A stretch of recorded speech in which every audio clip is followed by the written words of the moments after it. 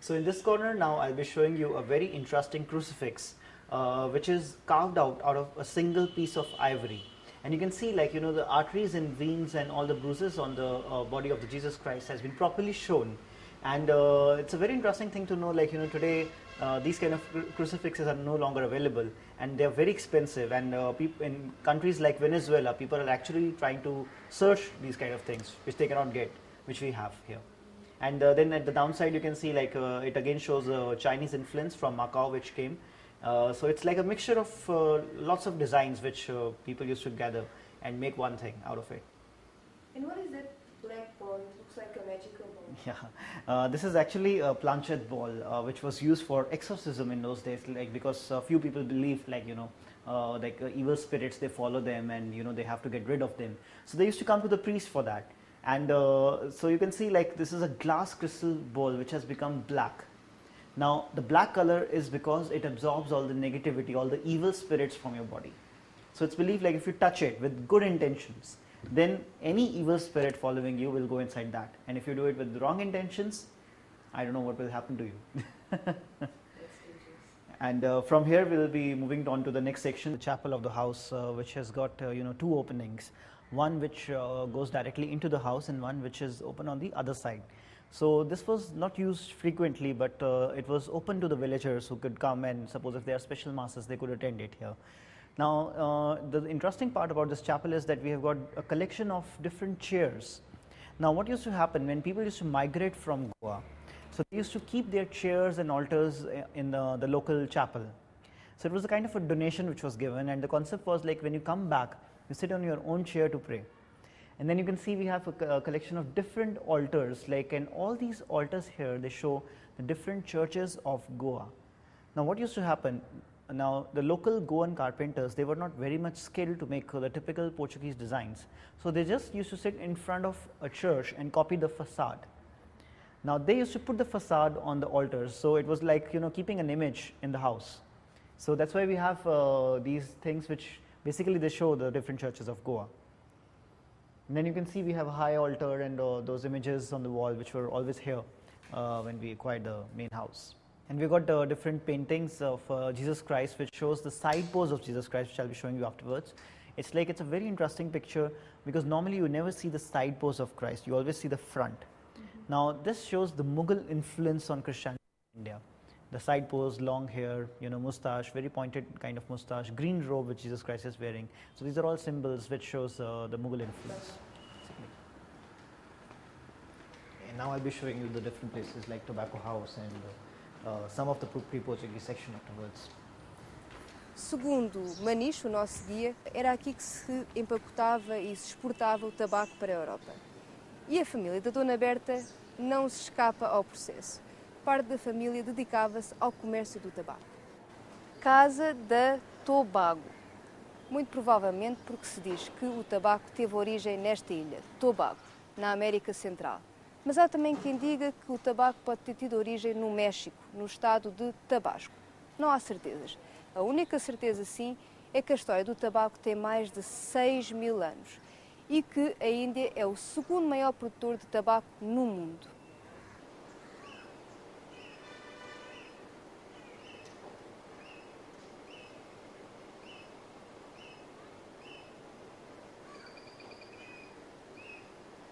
So you can see, like, we have a setup of a kind of a post office also along with it. In Goa there was no centralized post office.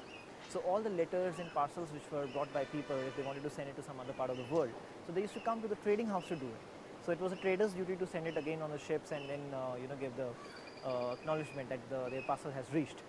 So that is why we have a post box here.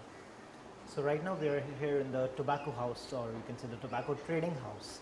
Now here we have got a collection of different styles of weighing scales because what used to happen, like, there was no definition of you can say the standard units which were followed in those days. There was no standardized weighing method.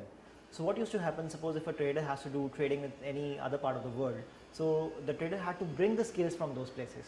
Like for example, like somebody is coming from Spain, so he had to get the scale from Spain. If somebody is coming from any other part of India, then he has to get the scale from those parts. So that's why we've got a collection here of all the different weighing scales and measures which were used for that purpose. And there in that corner we have that stove which was used to basically roast the different varieties of tobacco, as it is always said, like if you roast the tobacco, then always tastes better, which you can use it afterwards. So here we have a collection of few cigarette packets which are there on the table, which are always kept on display for the other traders to come and see, so they could buy it from here. We have, like, even some small scales in various cabinets which were used to measure the quantity of spices, and even some picks which were used to pick up the diamonds, to check the carat of the diamond. And tobacco houses also acted as a kind of a showroom for the new things which were launched in the market. Like suppose if I have a very interesting mariner's compass, which is something new with new technology, so I would just bring it and keep it in the tobacco house, so that suppose if some other trader would come and he says like, okay fine, it's very good, I'll definitely buy it. Estamos em pleno século XV.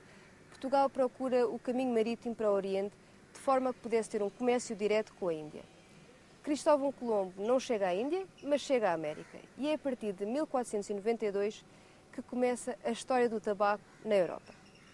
Jean Nicot, um francês nascido em Nimes, no sul de França, é embaixador em Lisboa entre 1559 e 1561, tem também um papel muito importante na difusão do tabaco na Europa. É ele que, em 1560, leva as sementes desta planta até a França com o intuito de começar uma plantação de tabaco.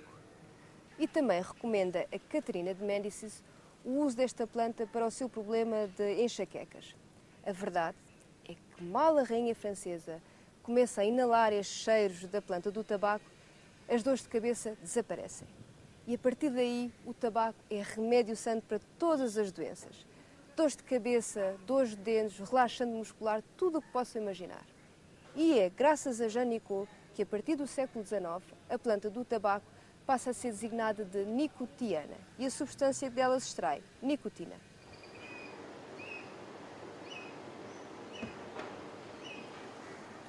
O início da imprensa periódica em Goa começou a 22 de dezembro de 1821, com a publicação do primeiro jornal oficial, a Gazeta de Goa. Era através desta Gazeta que os goeses punham-se a par do que acontecia na metrópole, ou seja, em Portugal, e no estrangeiro.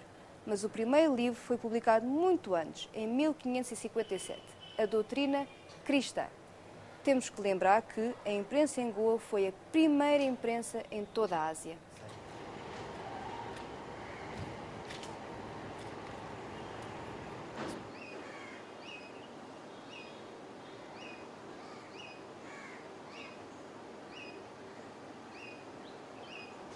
So right now we are here in front of a house, what we call it as the House of Lakshmi Bai, which is the pre-Portuguese section of this place. Now behind me you can see like the house, which is completely made up of mud, and the roof which is covered with pottery tiles which were made on calf muscles and thighs. So you can see the shape of different people's thigh and calf muscles on the tiles.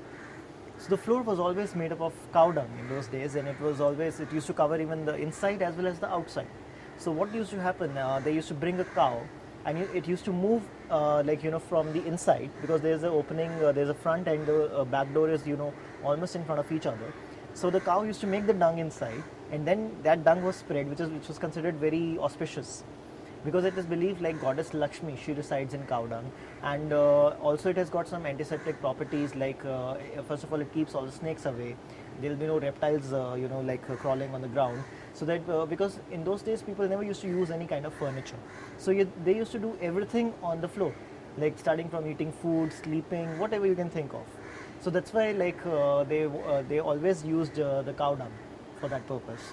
Now the architectural style which you will be looking at, this formed the basis of the Portuguese architecture which you have already seen before we had entered this house. So you can see like similar kind of designs and styles have been used because of the weather conditions, as I already mentioned. So they had to adopt this house as a kind of a basis. So it was like more of a European painting which was made on a Goan canvas. So this is what I'll be showing you inside.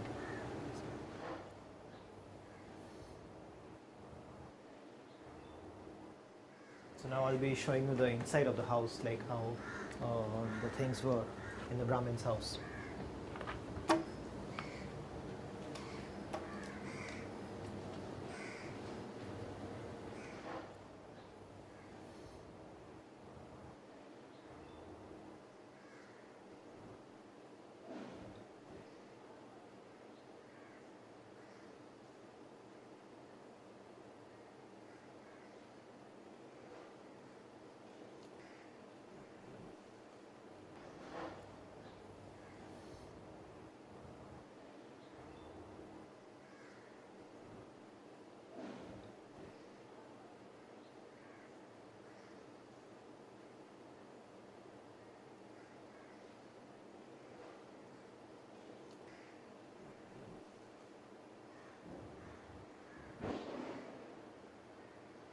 Okay, so now we are here in Lakshmi Bai's house in one of the first rooms of the house, which is supposed to be the bedroom of a Brahmin. Now they never used to use any furniture, as I've already mentioned earlier, so they used to use floor as their bed, and they used different kind of things. Now here we have one cot which I'll just show you. This shows the Portuguese influence basically on Hinduism. So this is basically from that era when, like, Portuguese became very good friends with the local people, and they had a kind of a merger with them. So, and I'll be explaining you one of the most interesting things which used to happen in the pre-Portuguese era. Now, girls used to get married at an early age, at the age of say about 11, 12 or 13. So before sending a young girl to the husband's house, now she was shown lots of things, she was taught lots of things, and she was explained, like, what is going to happen on the very first night, and what the husband is going to do and all, so that the girl should not get scared until she used to attain the age of maturity, like say for example age of 16. She was not sent to the husband's house. So we have certain things which I can show you. Like this? Yeah. For example, this. Now this is one of those 6 toys which the lady of the house used to show, like, what the husband is going to do on the very first night and all, so that she should not get scared. So it's like a part of Kama Sutra basically. So this is a very simple toy. This is only one of the 6. Yes, one of those 6 toys.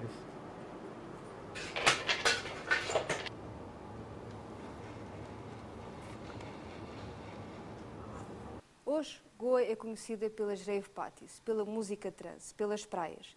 E nós estamos exatamente no centro nevrálgico onde tudo acontece, ou seja, na costa. Mas se formos um pouco mais pelo interior de Goa, podemos descobrir estas pequenas joias que deram o direito a Goa de receber o epíteto de Goa Dourada, ou a joia do Oriente. É a arquitetura, uma mistura entre a arquitetura cristã ocidental e a arte dos artesãos hindus. É um mobiliário, outra vez uma mistura entre o Ocidente e o Oriente. E a comida. Se vierem a Goa, não podem deixar de provar um bom caldinho ou uma feijoada. Eu cá estarei à sua espera. Até daqui a 15 dias.